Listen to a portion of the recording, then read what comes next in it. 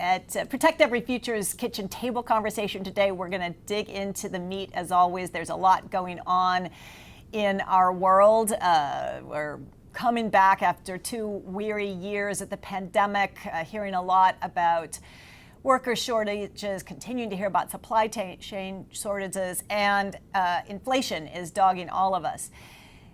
That doesn't mean there isn't hope, there isn't promise, and there aren't solutions being advanced. And some really good solutions are being advanced from the business community. And we have someone here today who is a leader in the life insurance industry, the chair of ACLI's board of directors, and the CEO of One America, a company with a 140-year history in financial security and an ongoing commitment to civic leadership and community efforts in healthcare, education, and workforce development. So we're going to bring some positivity to the discussion and talk about real actions being done in real communities and more things to come from the life insurance industry. So Scott, we've got a lot to talk about.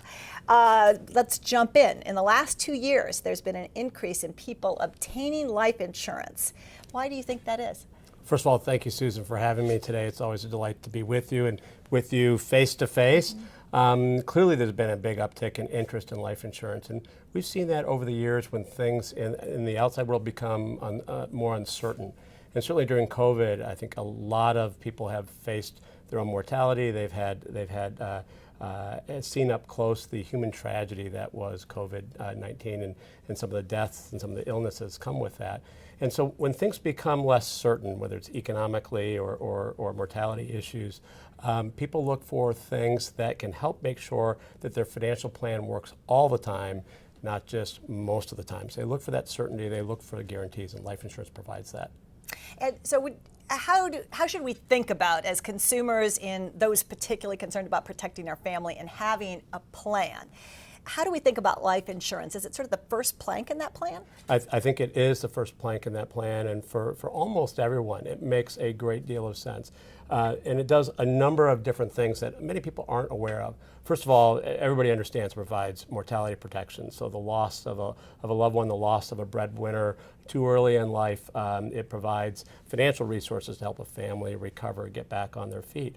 But it does more than that. It provides capital, in the case of cash value life insurance, to start a business or protect a business when the economic events go haywire. It provides funding to send a child to college. And in retirement, it can be a volatility buffer. When the market starts to go up and down, it can be that steady source of cash that is guaranteed and is always there. And then later in life, through innovation in our industry, we even have life insurance products that provide long-term care protection. And so it really creates that base to make all the other assets in your financial life, they work better when you have life insurance in the mix because it stabilizes the whole portfolio. How many years have you been in the life insurance industry, and why do you stay? Well, I've been in now for 36 years, and I stay in it because we're a mission-oriented company, and I'm a mission-oriented person.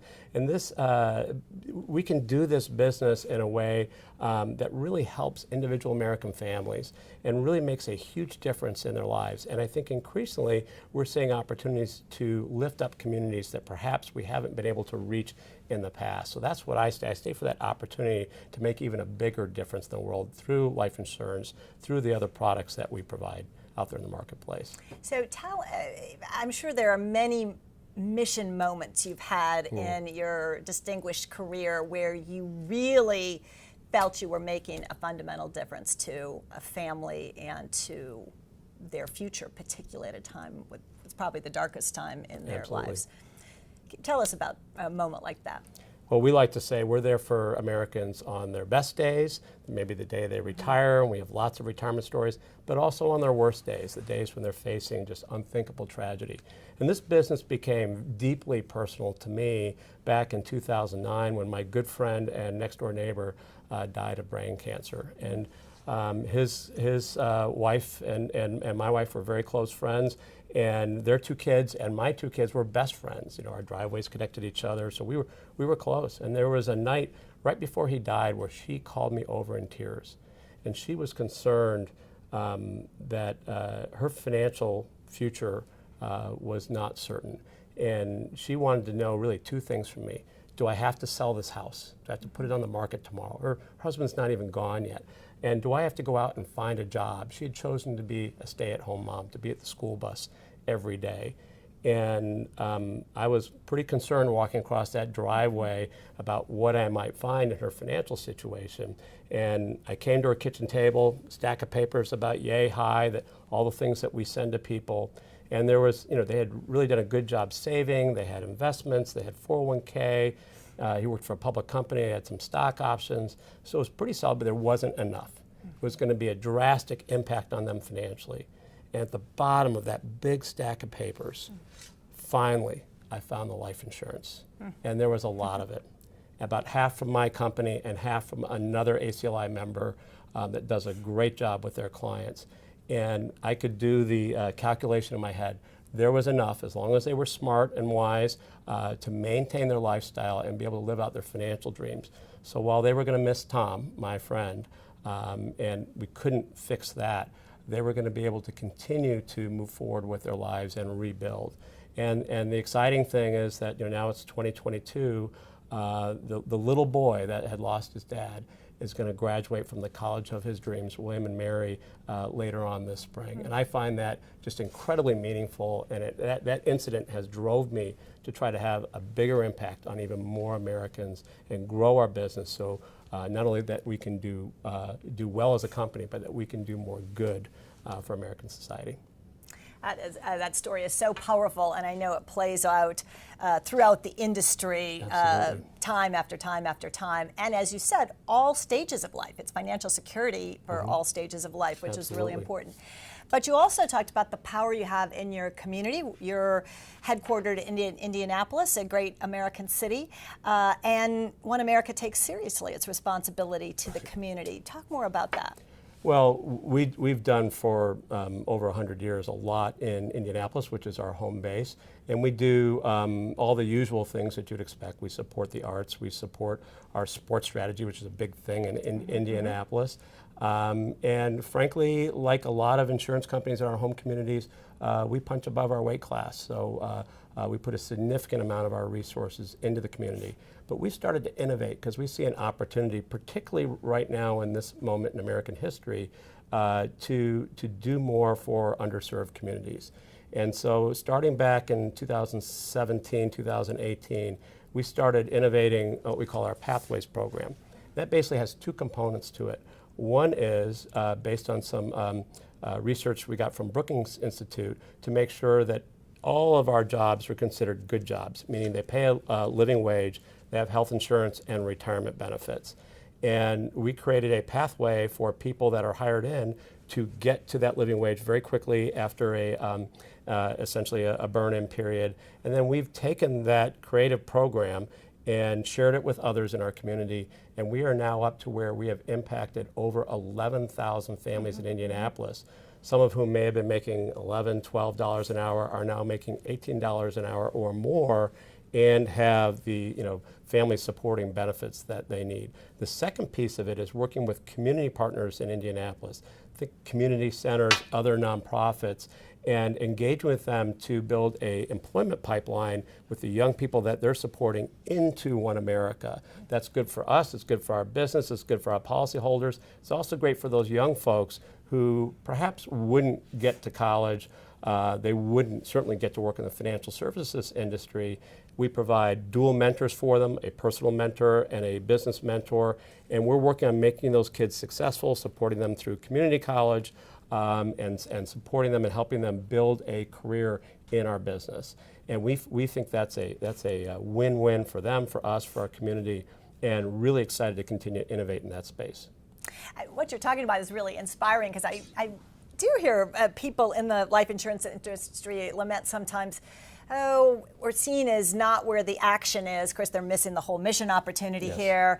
And there's a lot of discussion amongst our community about how do you build a pipeline of great talent. I mean, we want the best and brightest students out there coming into jobs in this great industry. So it sounds like you've cracked the code on it a little bit. It's engaging early, it's talking about the mission.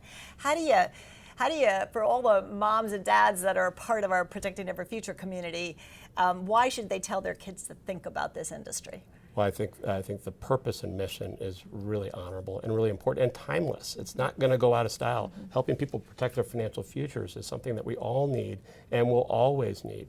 And then I think there's just fascinating work to be done. You're never going to, I've been doing this for close to 40 years now, and I'm still learning every day. And of course it changes, but it still has a fundamental core that is good, that is important, and that is invaluable going forward. And so I think it's a really exciting place for young people, whether they're college bound or whether they're not. And we can teach them how to be successful in this industry. I'm convinced. I think it's a great place to work and make a difference, which I think is an important thing for this generation that's coming up and entering the workplace. So check out careers in the life insurance industry, because there's some really good ones. Another area where the life insurance industry, and I think your company is certainly engaged in this, makes a difference, it's not completely understood, is through our ability to invest and make long-term investments in infrastructure and agriculture and housing. Explain more about that, to just how that works, and why are we kind of uniquely positioned to have an impact? Well, we are the biggest bond investors in the United States, so we provide the capital that makes America work. And that is an area where we've been building expertise for well over 100 years. So I think we're uniquely positioned to use those assets in ways that can help us achieve our societal goals and achieve our economic goals as a country. So now we have what individual companies like One America can do. You've explained that. And the industry as a whole is looking at an initiative where it could take that up exponentially. Talk a little more about that. Yes, we have our economic empowerment and racial equity initiative, and it has many aspects to it, but one of the things we're focused on is taking what we're good at as an industry and using that for good, and combining our investment expertise and our literal assets to invest in things like affordable housing, and doing that together will have more of an ability to make an impact. We'll be able to invite smaller insurance companies into that fold so that they can make a contribution as well. And we think we can move the needle on making housing more affordable for communities of color and other communities that need help in really gaining all the benefits that are available in American society. And why is housing particularly an area of focus and kind of the ecosystem around it as a means to close the racial equity gap? I mean, you've talked about your Pathways program, and certainly having a family-sustaining wage is important, but then why is housing another component of closing the racial equity gap? Well, I think number one, there's a need out there. Number two, and certainly with the way housing prices have gone up over the last couple of years, it's become an increasing strain on individual families. Second, I think there's already an established market. There are a lot of communities starting to invest in affordable housing, and they need the capital to be able to do it. And that lines up with what we're good at, our specialty, our expertise, and it seems to be a logical place to start. I think you'll see us branch out even beyond that as time goes on, but it seems like a very logical place to start, to learn, to get good at this. We come at it with a great deal of humility. We know it's going to be difficult, a lot of work, but I know that our industry and every company at the CEO level is committed to putting in the sweat equity and the capital to make this initiative work. So Scott Davison, we've scratched the surface on a lot of big topics that are really important to this country, and I hope give people some optimism about good things to happen that will be led through the private sector leadership, partnership with government and nonprofits, and much more to come on all of this. Thank you for leading ACLI and also for all you do as a leader for many decades in this industry. We appreciate you being here. It's a great honor for me, and thank you for having me today.